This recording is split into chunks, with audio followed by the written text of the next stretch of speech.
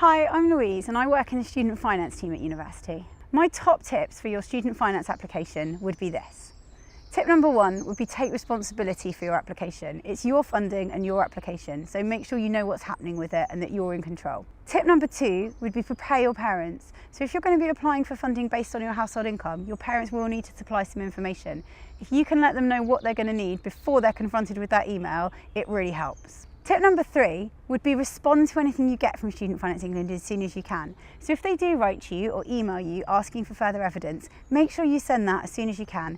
And when you send it to them, make sure you write on it your name and your customer reference number so they know who it's come from and why you've sent it in. Tip number 4 would be get all your documents together before you start your application if you can.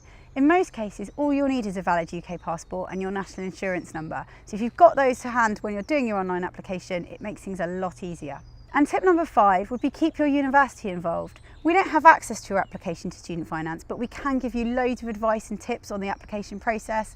And if your application is late, we can support you in lots of ways to make sure you can still start your course and you don't have to miss out on anything at the start of term. You can find lots more information on student finance at Student Finance England's website, which is www.gov.uk/student finance. They also have a whole student finance section on the student room, which is really useful with loads of help and advice from your fellow students. Alternatively, you can call your university. So call the universities that you're interested in. They will have student money advisors who can talk you through every aspect of the funding available.